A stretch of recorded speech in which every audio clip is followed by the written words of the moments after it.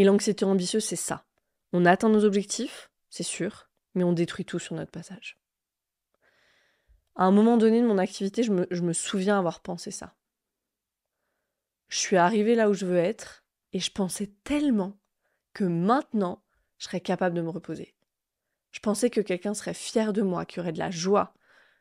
Et au lieu de ça, j'étais arrivée sur une terre brûlée parce que j'avais tout brûlé sur mon passage.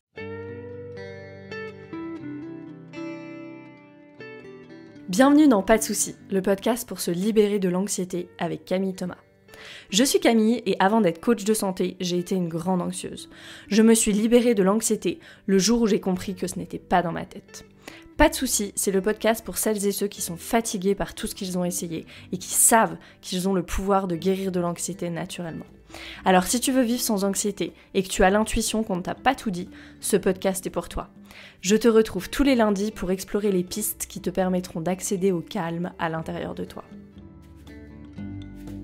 Bienvenue dans cet épisode, je suis ravie de te retrouver tout particulièrement pour ce sujet qu'est l'anxiété ambitieuse. J'avais fait un épisode de podcast il y a très longtemps sur le podcast, donc je me suis dit qu'il était vraiment temps d'en parler à nouveau parce que c'est un sujet absolument qui nous occupe, qui vous occupe, je le sais parce que je parle beaucoup par message privé avec vous, vous me partagez vos expériences et je vous remercie pour ça parce que ça nourrit énormément les sujets, les partages que je fais dans le podcast, donc je voulais redire ça aussi. J'avais fait il y a un moment un sondage sur Instagram pour savoir ce qui était le plus difficile dans l'anxiété ambitieuse. Et déjà, ce que ça m'a permis de réaliser, ces petites questions-là, c'est de réaliser qu'il y a tellement de femmes qui vivent ça. C'est juste quelque chose d'énorme, en fait. Je parle des femmes en particulier parce que je sens que c'est un sujet très féminin qui, voilà, j'ai l'intuition vient de la façon dont on a été éduqué, le célèbre « Sois parfaite », qu'on emporte partout avec nous. Et voilà, c'est pas pour rien que 80% des maladies auto-immunes, ce sont des femmes. Si tu veux creuser le sujet, je t'invite à lire Gabor Maté. Il y a des personnes dans le sondage qui ont parlé de surpréparation, de procrastination, d'autres du fait qu'elles se lançaient dans tous les sens, dans plein de projets sans rien amener jusqu'au bout. Et puis du coup, elles s'épuisaient. D'autres encore qui parlaient du fait de douter d'elles-mêmes en permanence, du fait d'être toujours en avance aussi. Surtout de toujours prendre la responsabilité des choses, de paraître tellement organisées alors qu'en coulisses, elles ont l'impression d'être sous l'eau tout le temps. Voilà, il y avait vraiment tout ce spectre de toutes ces expériences-là. Et je voulais partager ça en début d'épisode et puis te redire vraiment que si c'est quelque chose que tu vis, tu n'es pas seul. Je veux le redire parce que le truc avec l'anxiété ambitieuse, c'est que on peut avoir un grand sentiment de solitude. Ça fait partie, en fait, de la définition même de ce que les anglo-saxons ils appellent la high functioning anxiety. C'est de ça dont je parle dans cet épisode, je l'ai rebaptisé anxiété ambitieuse parce qu'il n'y avait pas vraiment de bonne expression en français. Mais voilà, les personnes qui ont cette high functioning anxiety, donc qui souffrent d'anxiété ambitieuse, c'est vraiment des personnes qui, au vu du monde extérieur, connaissent le succès, gèrent, c'est vraiment les personnes qui gèrent. Et donc c'est une souffrance qui est complètement invisible et qu'on tait parce qu'on a l'impression que sinon tout va s'écrouler. Ça, ce sont les personnes qui me disent « Si je ralentis, j'ai trop peur de jamais réussir à me mettre en mouvement, même à sortir de mon lit, où j'ai peur de plus pouvoir performer au niveau où je performe, de plus pouvoir faire autant de choses. » Voilà, c'est vraiment ça. Et ce que je veux dire ici, breaking news, ça sera le cas. Si tu travailles à te libérer de l'anxiété ambitieuse, moi je peux témoigner, je peux plus faire autant de choses que je faisais avant. Sauf que ça a été un processus d'en arriver là. Et une grande partie de ce processus, ça a été de travailler avec les couches de honte que je portais à l'intérieur de moi. Parce que cette carapace de celle qui réussit toujours, qui est sur tous les fronts, c'est ça qu'elle protégeait, en fait. C'est la honte qu'il y a derrière. Et vraiment, moi, les gens me disaient « Ah, mais toi, Camille, je sais pas comment tu fais, je t'admire tellement, mais de toute façon, tu vas réussir, tu réussis toujours tout. » Et c'est vraiment un cercle vicieux qui s'installe parce que les gens commencent à ne te voir plus que pour ça, pour ce que tu produis, pour cette image de la personne qui gère en toutes circonstances et qui, selon les cas, ou les active, et du coup ces personnes-là, elles s'éloigneront, ou les inspire. Et ça, c'est les personnes que tu auras autour de toi. Donc, plus tu es dans cette stratégie d'adaptation, parce que c'est ce que c'est, donc c'était ambitieuse, plus tu reçois de validation extérieure, parce que la productivité, elle est hyper valorisée. aujourd'hui, plus tu commences à avoir des confirmations de tous les côtés que c'est la bonne solution. Les gens m'admirent, les gens m'aiment, c'est ce que j'ai toujours voulu, c'est ce dont j'ai besoin, surtout pour garder bien loin les parts de moi qui se sentent nulles, qui se sentent seules, qui se sentent pas à la hauteur, autrement dit les parts de moi qui portent cette onde toxique. Tout est parfait. Mission accomplie. Et avec le temps, c'est de plus en plus difficile d'essayer de faire autrement. En tout cas, moi, mon expérience, elle a été celle-là. Et c'est drôle parce que d'un côté, j'ai toujours fait ce que j'ai voulu. J'ai été dans le meilleur master de droit de France et je suis partie. Et ça a suscité l'admiration aussi. Hein. Ah, Camille, elle est tellement libre, elle s'en fiche de ce que pensent les autres, de la société, alors que moi, j'étais terrorisée à l'idée qu'on pense quelque chose de mal de moi. Mortifiée même. C'était impensable, en fait. C'était impensable qu'il y ait quelqu'un qui pense du mal de moi. C'était la pire chose qui pouvait arriver. Tellement la pire chose que je l'avais reléguée bien profond et j'y pensais pas. En tout cas, j'avais toutes les façades en place et je laissais rien au hasard. Quand j'ai décidé d'arrêter mon prestigieux parcours de droit, là, c'était pour devenir entrepreneur, monter ma boîte, c'était quelque chose d'hyper valorisé aussi, en tout cas il y a quelques années. Et puis c'était au moment où la France, elle voulait être la Startup Nation. Voilà, il y avait énormément d'attention, d'argent qui arrivait dans ce milieu. Donc c'était presque plus prestigieux en fait. C'était presque plus prestigieux d'avoir son bureau à Station F que de devenir médecin. Bref, j'avais toutes les façades bien en place. Or, ce que je viens d'évoquer, le fait de faire, de gérer sur tous les plans, c'est le premier problème de l'anxiété ambitieuse. C'est la relation de cause à effet, la relation directe de cause à effet entre ta valeur personnelle et les cases cochées. Alors les cases cochées sur ta to-do list, les cases cochées au niveau culturel, sociétal, etc. Puisque la honte toxique qui est installée depuis si longtemps à l'intérieur, elle fait que tu peux pas trouver de valeur intrinsèque à juste qui tu es, la stratégie, c'est d'aller attacher ta valeur à quelque chose à l'extérieur de toi. Très bonne stratégie. Très bonne stratégie. Et la stratégie de l'anxiété ambitieuse, c'est la meilleure de toutes parce que elle est unanimement reconnue. On l'a dit, c'est la productivité. Combien est-ce que je peux en abattre en une journée ? Ce que je veux dire ici, c'est que l'anxiété ambitieuse, bien sûr, il y a plusieurs facteurs. Principalement, c'est notre histoire personnelle qui nous invite à adopter cette stratégie d'adaptation-là en particulier. Elle trouve sa source, cette anxiété ambitieuse, en premier lieu dans la honte toxique, et en partie aussi dans un déséquilibre des énergies féminines, masculines. Si on remet un peu de contexte aussi historique, les femmes, elles sont arrivées dans un milieu du travail qui était très masculin, les femmes se sont mises à travailler, les hommes travaillaient déjà, donc elles ont dû adopter des modes de fonctionnement qui étaient masculins à la base. Après ça s'est doucement rééquilibré un petit peu, et encore on n'y est pas. Il y a toujours pas de salle de sieste pour les femmes enceintes dans toutes les entreprises, ok ? Donc il y a ça aussi. Et du coup, ce qu'on va faire, c'est que on a beaucoup plus cette énergie masculine, donc on va tout faire depuis un espace de volonté, de se mettre un coup de pied dans les fesses, de il faut. Et moi, la première, je vais pas mentir, c'est un tel conditionnement que je dois m'attraper tout le temps, juste pour m'autoriser parfois à ne rien faire de productif. Et en plus, quand on est entrepreneur et qu'on aime profondément ce qu'on fait, c'est encore plus dur de poser ces limites-là parce que la frontière, elle est floue entre travail, plaisir, loisir. Il y a toujours ce « oui, mais j'aime ce que je fais ». Et donc la question, c'est quoi le risque ? De quoi t'as peur ? Ou plus précisément, de quoi les parts de toi protectrices, elles ont peur si tu travailles pas tout le temps, si t'es pas dans la productivité tout le temps. Qu'est-ce qu'il y a derrière ? Souvent, il y a ce truc de « j'ai peur que tout s'écroule ». Moi, je sais que j'étais là-dedans à 1000%. Et encore parfois, je me dis « ah, si je suis pas là, les choses risquent de se déliter, de pas aller aussi bien, etc. » Quand les choses s'accélèrent, qu'il y a un peu de stress, me mettre dans un tunnel de travail, ça reste ma stratégie d'adaptation principale, encore aujourd'hui. La différence aujourd'hui, c'est que je peux absolument le voir, il y a une grande conscience, et parfois ça revient. Et ce qu'il nous faut préciser sur le sujet de l'anxiété ambitieuse, c'est que c'est pas juste le fait de travailler beaucoup, ou même de gérer sur tous les fronts. C'est tout un package. Et ici, je vais être extrêmement transparente sur ce sujet parce que, comme celui de la honte toxique, ils sont intimement liés, moi je reviens de très loin. Très loin. Et on voit toujours les personnes comme elles sont maintenant, mais je pense que tu sens que je parle vraiment avec mes tripes là dans cet épisode parce que je sais. Je sais pas que théoriquement, je sais viscéralement. Le besoin de garder la face, la peur que tout s'écroule, l'urgence à travailler encore plus dans les moments où mon corps il en peut plus et que je suis moins efficace, L'anxiété ambitieuse, c'est un portrait robot, ou c'était un portrait robot de moi. Heureusement qui a bien évolué, mais qui revient parfois. Il faut être très honnête là-dessus. La différence maintenant, c'est que ça dure pas, et je suis plus dans le fluidement fonctionnel, donc ça marche pas très longtemps. Il y a cette grande clarté qui me permet de voir. Ah, et c'est intéressant parce que c'est pas juste de la clarté, il y a aussi la compassion qui accompagne la clarté. De dire, oh waouh, ouais, dans ce moment, il y a vraiment pas d'autre solution là. Ok, super, je vais me déconnecter, puis travailler, ça va me permettre de me déconnecter pendant un moment, et puis après, je vais revenir. Et je vais être un peu plus régulée, donc je vais pouvoir voir ce qui s'est passé. Ça reste une stratégie d'adaptation, mais en même temps, il y a beaucoup de recul, et du coup, il y a beaucoup plus de paix. Donc je vais traverser un petit peu les éléments de ce package de ce qu'est l'anxiété ambitieuse.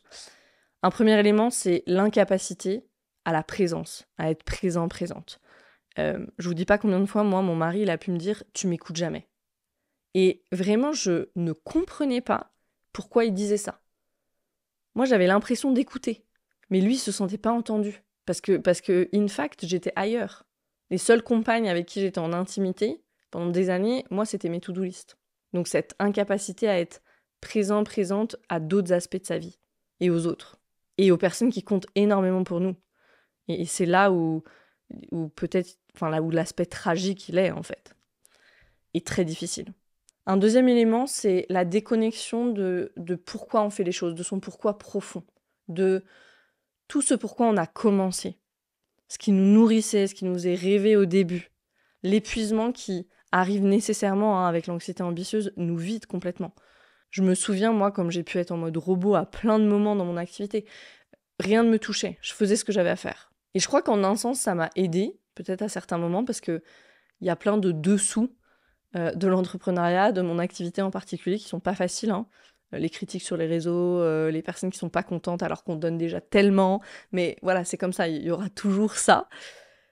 Et dans ces moments-là, dans ces moments où c'était difficile, me remettre au travail, c'était vraiment une stratégie d'adaptation hyper fonctionnelle pour moi. Mais le prix à payer, il est élevé, c'est la déconnexion. La déconnexion de ce que je suis en train de faire, la déconnexion de toute la passion et la joie et de mon pourquoi profond. Je fais les choses. Et ça, c'est problématique parce que du coup, on n'est pas nourri. Donc on fait, puis il n'y a rien en retour, on n'est pas nourri. Et donc ça amène cet épuisement. Donc c'est un cycle, vraiment un cercle vicieux. Et puis je l'ai un petit peu évoqué avec le premier élément, mais je vais le redire ici, la déconnexion de soi et des autres. Moi, j'avais une tendance plutôt évitante dans l'attachement. Donc l'isolement que procure le travail, d'être juste sur mon ordi, là, toute seule à faire mes trucs, c'était une vraie source de sécurité pour moi. Il a fallu que je prenne conscience de ça. Et je me souviens que depuis que je suis très très jeune, ça a été une stratégie d'adaptation pour moi. Quand c'était le chaos complet dans la maison, réviser, apprendre encore plus, c'était mon refuge. Plus tard après, parce que vous le savez, on emporte ces stratégies d'adaptation dans la vie d'adulte, c'est devenu maladaptif, ça m'a fait m'éloigner de certaines relations, ça m'a fait m'éloigner de mes amis à certains moments de ma vie. Ça, c'est une chose que je regrette, c'est une chose dont j'ai dû faire le deuil. Et me laisser traverser, faire le deuil, c'est me laisser traverser par la tristesse d'avoir fait certains choix, de moments que j'ai pas vécu, d'amitiés qui se sont déliées à cause de ça. Et je suis toujours triste quand j'y pense aujourd'hui, et en même temps, j'ai une grande compassion pour cette version de moi qui ne pouvait pas faire autrement dans ce moment-là, parce qu'il y avait trop d'activation. L'anxiété ambitieuse, c'est aussi de la dérégulation constante, parce qu'il y a ce stress chronique constamment. Donc avec des symptômes physiques, des douleurs de dos, ça peut être une digestion perturbée. Moi, j'avais de l'eczéma partout, j'avais constamment mal dans le bas du dos sans qu'il y ait rien de mécanique. J'avais des trapèzes en béton. Et j'allais chez l'ostéo, mais ça m'aidait pas. Ça m'aidait sur le moment, mais ça revenait toujours. Donc il y a tous ces symptômes physiques aussi. Il y a bien sûr la fatigue, j'ai évoqué un petit peu l'épuisement, mais la fatigue, voire même qui va jusqu'au burn-out, les surrénales qui n'en peuvent plus. Ça aussi, à plein de moments, je me souviens, j'avais même plus l'énergie pour des choses qui me plaisaient. Combien de fois avec mon mari, arrivé vendredi soir, on n'a encore rien prévu pour ce week-end. Parce qu'on n'avait plus d'énergie, plus d'espace mental pour prévoir quoi que ce soit. Et donc, le week-end, on était à la maison et on finissait par travailler. Des mois et des mois, ça a été comme ça. Et ça, avec le temps, ça affecte beaucoup le moral. Et je me dis qu'heureusement, j'avais aussi le concept de ressources qui était très clair en moi, grâce à la somatic experiencing. Et Malgré cette stratégie d'adaptation hyper forte, j'avais une grande conscience des moments où j'étais sans ressources, sous-ressourcée. Et ça m'a vraiment permis de faire des breaks et de prendre des pauses, parfois juste avant que ça n'aille trop loin. Et bien sûr, on choisit un contexte. Moi, j'ai toujours choisi des environnements de travail hyper stimulants où il y a toujours quelque chose à créer, il y a toujours quelque chose à faire, il y a toujours un prochain objectif à atteindre, que ce soit les études avec les examens hyper exigeants à passer, que ce soit monter une entreprise, l'entrepreneuriat, le marketing de réseau, que des environnements où, si on veut ne jamais s'arrêter, on peut ne jamais s'arrêter. Et ça matchait complètement l'état de mon système. L'activation sympathique constante, droguée aux hormones du stress, malgré ce figement qui était sous-jacent. Vraiment ce figement ultra fonctionnel. J'imagine qu'en écoutant, vous êtes peut-être nombreuses d'entre vous qui se reconnaissent dans ce portrait robot.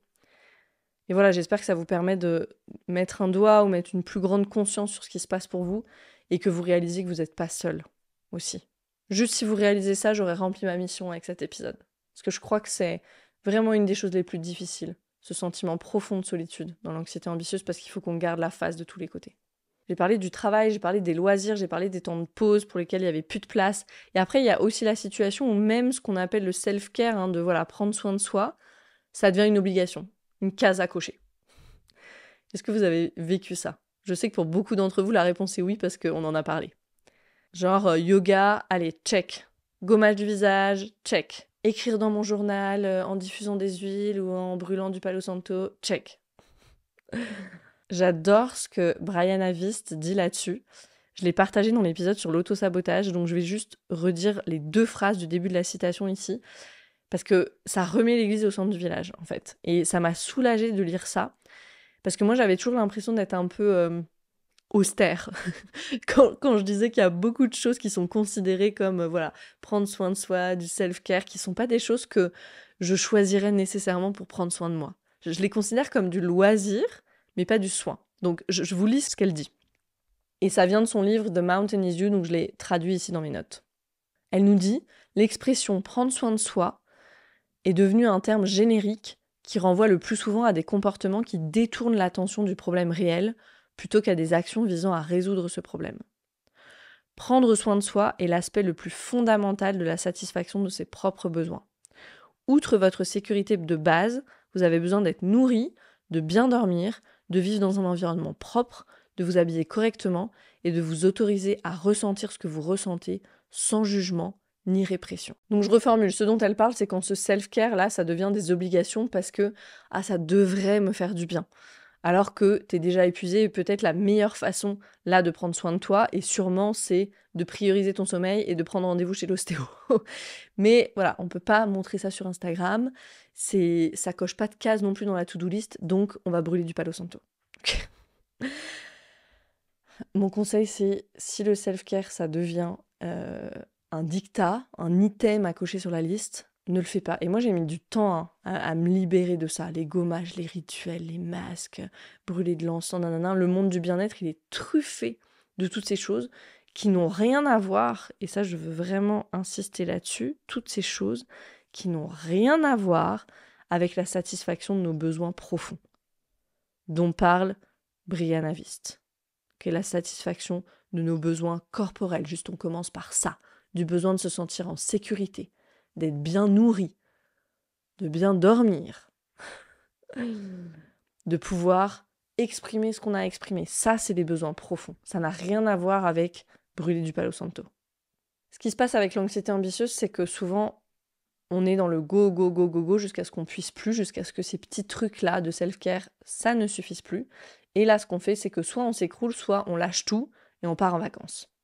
Je me souviens d'une de mes premières clientes en coaching qui a commencé à faire des crises d'angoisse. Elle avait fait 2 grosses crises d'angoisse dans sa vie et elle venait me voir parce qu'elle ne comprenait pas.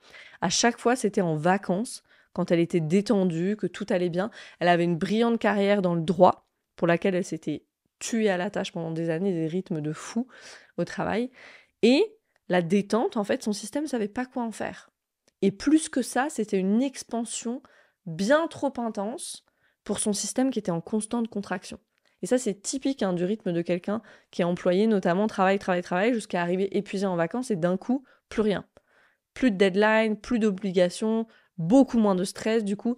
Et c'est comme si le système, il était comme ça, tout contracté, ok, c'était une myrtille. Si vous m'écoutez en audio seulement, je suis en train de fermer mes mains là. Et d'un coup, il entre dans une grande expansion et on passe d'une myrtille à une pastèque. Et c'est trop. Et quand c'est trop, dans un système nerveux dérégulé, où est-ce qu'on va ? Dans notre vortex traumatique. Pour elle, c'était les crises d'angoisse. Cette notion de capacité, ok, je l'explique en détail dans mon programme Arise. Je pense que c'est le concept le plus oublié et pourtant le plus crucial quand on fait le travail avec son système nerveux. Donc justement, je veux parler un peu de comment j'ai travaillé, moi, avec mon système nerveux et puis avec les parts de moi sur ce sujet de l'anxiété ambitieuse. Au début, j'ai bien essayé de me reposer, de rester sur la plage et tout ça. Ça marchait pas. Si t'as de l'anxiété ambitieuse, peut-être que tu connais cette sensation quand tu essaies de te poser sur le canapé ou peu importe où, et que t'es envahi d'une espèce d'agitation intérieure, là, d'un besoin presque irrépressible de bouger. C'est comme si tu aimerais te reposer, mais ton corps te laisse pas faire. Et ça, c'est typiquement l'état sympathique. Quand tu es dans cet état, physiologiquement, tu dois te préparer à fuir ou à combattre. C'est pas du tout le moment de s'installer sur son canapé avec un livre. Okay. D'ailleurs, tu peux même pas te concentrer. Moi, ce que j'ai fait au début, pour ça, c'était vraiment de planifier des temps de repos et des temps très courts de repos après avoir fait de l'activité physique. C'est la seule chose qui marchait pour moi au début. J'avais suffisamment déchargé d'énergie sympathique pour pouvoir, juste me poser 5, 10, 15 minutes. Au début, ça a vraiment commencé avec 5 minutes. C'est pas une blague. Sinon, mes parts protectrices, elles me laissaient pas faire. Sur le travail avec les parts, j'ai passé beaucoup de temps avec mes parts. Je me souviens d'une séance d'IFS qui était ressortie, c'est qu'il y avait une part adolescente qui avait pris le parti de tout contrôler, de performer dans tout ce qu'elle pouvait, sinon il y avait vraiment cette peur que tout allait s'écrouler. Et ça, c'est le moment de mon histoire où j'allais partir de la maison, juste après mon bac, mes parents divorçaient, et avant la rencontre avec cette part, j'avais jamais réalisé à quel point être obligée de voler de mes propres ailes en sachant que le nid serait détruit derrière moi, en fait, et que je pourrais jamais y revenir. Ça avait été extrêmement difficile, en fait. Et c'est vraiment en allant à la rencontre de cette part que j'ai pu réaliser ça, parce qu'il y a eu cet échange avec elle. Et donc, à partir de ce moment-là, de mes 17-18 ans, j'ai commencé à travailler encore plus d'arrache-pied, et je me suis plus arrêtée. Donc, ce que j'ai fait, c'est que j'ai passé du temps avec cette part. Je lui ai montré ma vie maintenant. J'ai négocié avec elle à plein de moments. Je suis allée à la rencontre des parts qui portaient de la honte aussi. Ça, j'en ai parlé dans l'épisode sur la honte dans cette série, donc je ne vais pas te détailler à nouveau, mais ça a été une grosse partie du travail. Ce qu'il y a aussi dans le package de l'anxiété ambitieuse, c'est le doute et la critique intérieure constante. Je ne l'ai pas dit dans les items du package au début, mais ça devrait y être. Le doute et la critique intérieure constante. Et la critique intérieure, elle fait partie des parts protectrices de nous. Peut-être que c'est pas très intuitif, ça, et tu te dis, elle est plutôt destructive, cette part, pour une part qui essaye de me protéger. Et c'est ça le truc, et je veux le redire ici, c'est ça le truc avec les parts protectrices de nous, c'est que leur seul rôle, c'est de nous empêcher d'expérimenter la douleur. Et elles feront tout ce qui est en leur pouvoir pour arriver à leur fin avec très peu de considération pour les conséquences néfastes dans notre vie actuelle.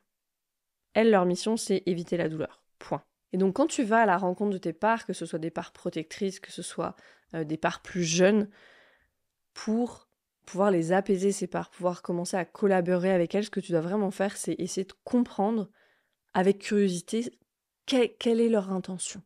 De quoi est-ce qu'elle me protège, cette part-là ? On fait ce travail beaucoup dans mon programme Arise.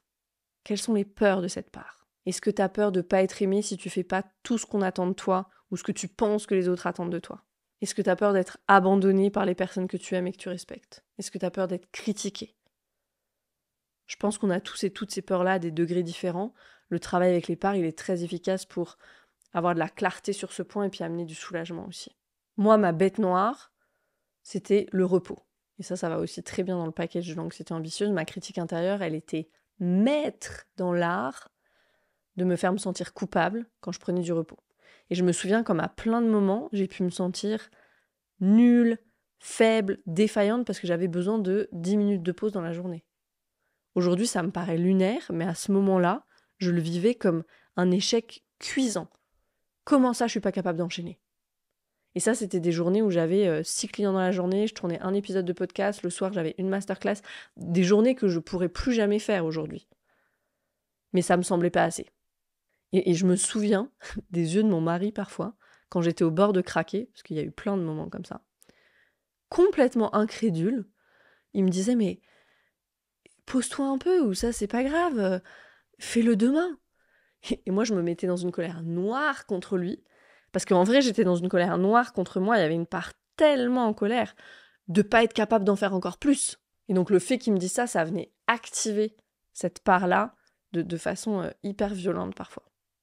Et l'anxiété ambitieuse, c'est ça. On atteint nos objectifs, c'est sûr, mais on détruit tout sur notre passage.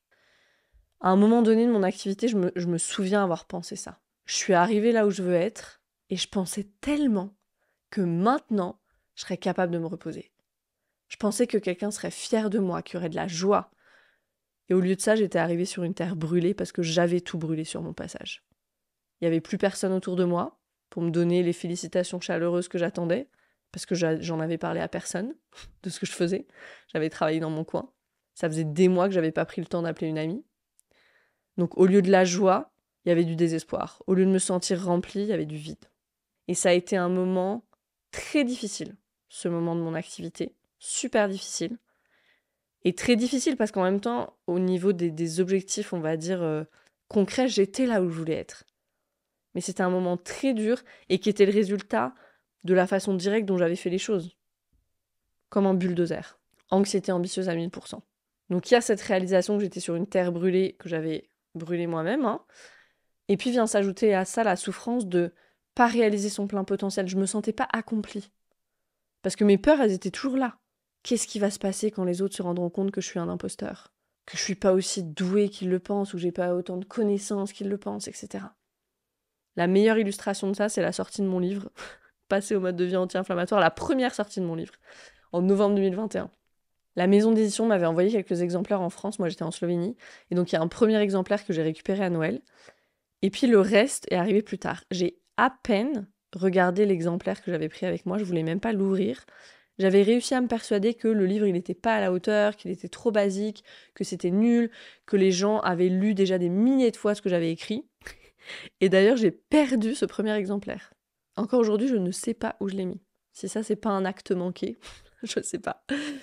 Et puis petit à petit, voilà, les messages des lecteurs, des lectrices ont commencé à arriver, les personnes toutes plus enthousiastes les unes que les autres, des personnes qui ont commencé à faire les recettes qui étaient dans le livre, à partager sur les réseaux, à me dire qu'elles commençaient à mettre en place les habitudes que je proposais dans le livre. Une voisine de ma mère qui a même solutionné des douleurs qui étaient là depuis des années en appliquant ce qui était dans le livre. Et à chaque histoire, à chaque message, moi, je tombais de ma chaise. Au début, je me disais, mais que les gens ils disaient ça pour me faire plaisir. C'était pas possible qu'ils puissent aimer ce que j'ai écrit. Et voilà à quel point ma critique intérieure était active. Ça prenait toute la place. Et il m'a fallu plusieurs semaines de messages répétés pour commencer à pouvoir croire que, oui, peut-être que finalement, le livre aidait les gens et qu'il était plutôt bien fait. Et ça résume tout le paradoxe de l'anxiété ambitieuse. Je suis assez ambitieuse pour faire des grandes choses, et même faire des choses de qualité, mais je me détruis intérieurement dans le processus. Je me détruis intérieurement, ma connexion à moi, et je détruis autour de moi aussi la connexion aux autres. Il y a vraiment cette déconnexion totale entre la réalité à l'extérieur et la réalité à l'intérieur, dans l'anxiété ambitieuse. À l'extérieur, c'est un champ de fleurs, et à l'intérieur, c'est une terre brûlée.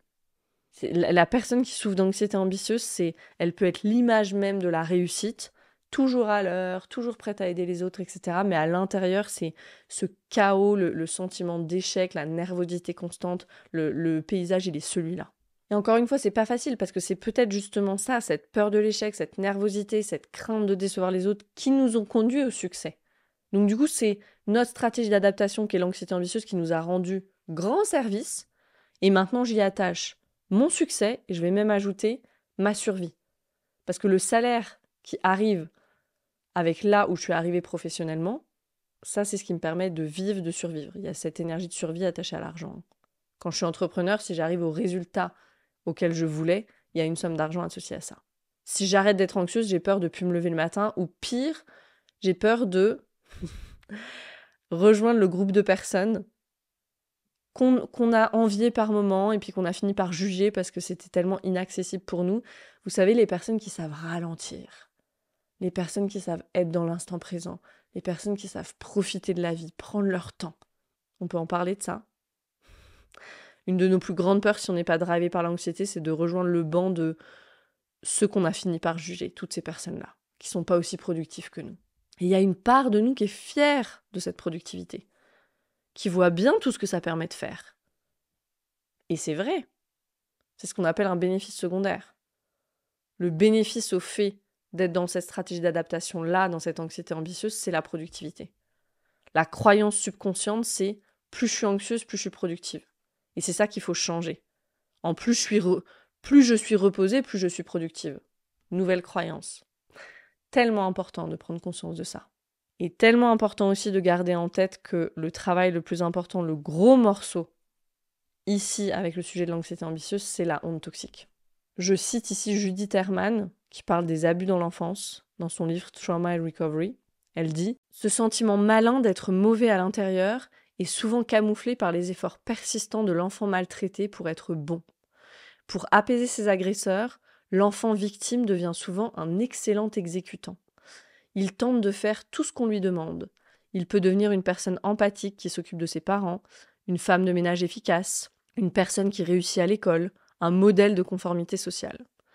Il apporte à toutes ces tâches un zèle perfectionniste, poussé par le besoin désespéré de trouver grâce aux yeux de ses parents. À l'âge adulte, cette compétence forcée prématurément peut conduire à une réussite professionnelle considérable. Cependant, aucune de ces réalisations dans le monde n'est à mettre à son crédit, car la personne perçoit généralement sa performance comme inauthentique et fausse. L'appréciation des autres ne fait que confirmer sa conviction que personne ne peut vraiment la connaître et que, si son moi secret et véritable était reconnu, elle serait évitée et vilipendée. Elle a tout résumé ici. Le lien entre la honte toxique et l'anxiété ambitieuse plus tard dans la vie et l'incapacité à recevoir des compliments, de la reconnaissance, etc. Parce qu'il y a cette critique intérieure qui est là en permanence. Et ça, c'est un point tellement important parce que ça nous empêche d'être nourris. Tout ce qu'on pourrait recevoir, on fait tellement et on ne peut pas recevoir. C'est la recette pour l'épuisement, ça. Faire, sans capacité à recevoir. Donc les challenges avec l'anxiété ambitieuse. Recouvrir une masse critique de confiance en soi pour pouvoir lever le pied. Ralentir pour soutenir une physiologie qui est en constante alerte, à forte dominante sympathique. Et récupérer l'estime de soi pour commencer à se célébrer, juste à voir tout ce qu'on fait et ce qu'on fait de bien. Donc des pistes. En parler. Parce que l'anxiété ambitieuse, c'est un endroit solitaire. Sélectionner des personnes qui sont vraiment là pour toi, comme toi tu en as besoin. Pas comme c'est confortable pour elles. Des personnes qui ne donnent pas de conseils non sollicités, une personne qui est juste là dans la compassion. Si tu es entrepreneur, je crois que s'entourer d'autres entrepreneurs avec qui tu puisses parler de ça, c'est vraiment critique, c'est fondamental. Commencer avec du repos actif. Comme j'ai dit que moi j'avais commencé avec ça, qui est quand même utile pour que, avant que les parts protectrices elles soient OK pour du repos, pratiquer le repos actif. Peut-être c'est aller marcher, peut-être c'est cuisiner, aller faire du yoga avec une amie, aller marcher avec une amie, etc. Moi j'ai vraiment commencé par ce chemin intellectuel-là, c'est-à-dire c'est bon pour ma santé, donc c'est bon pour ma productivité. Et mes parts protectrices, du coup, elles étaient OK avec ça. Donc faire des choses vraiment inutiles, on va dire, et pas productives, ça a mis des années. Et c'est encore pas quelque chose que j'apprécie vraiment aujourd'hui. Je dois être très intentionnelle avec ça pour pouvoir le faire. Ramener du jeu. Les animaux, ils sont super pour ça. Les enfants aussi. Ramener du jeu. Parce que le jeu, c'est un état mixte. Il y a de l'état sympathique dedans et il y a beaucoup de ventral aussi. On est en sécurité dans le jeu. Donc ça peut permettre d'être en mouvement et en même temps d'être vraiment nourri. Okay. Et puis, prioriser, éliminer. Ça a peut-être été le plus dur pour moi. J'ai eu énormément de discussions houleuses avec mon mari parce que je priorisais pas en éliminant, je priorisais en me levant plus tôt pour arriver à tout faire. J'avais énormément de résistance là-dessus. Camille, la superwoman qui arrive à en faire 10 fois plus dans une journée que tous les autres. Qui est-ce que je suis sans ça? Okay. Et ça a été une vraie, et je vais terminer sur ce point, une vraie... c'est même pas redécouverte de l'identité, c'est re-identification. Une fois qu'il n'y avait plus cette cape-là de superwoman, ok, qui je suis. Ok, une fois qu'il n'y avait plus ce court-circuit de ma valeur, elle est en lien direct avec les cases que je coche dans ma to-do list au niveau de la société, etc., au niveau de la reconnaissance des autres ou de la reconnaissance que je pense pouvoir avoir des autres, qui est-ce que je suis. Voilà ce que je voulais te partager sur l'anxiété ambitieuse. J'espère que ça t'a donné de la clarté, que ça t'a donné des pistes et surtout ce rappel que tu n'es pas seul avec ça. Merci pour ton écoute et je te dis à très vite pour un nouvel épisode de Pas de soucis.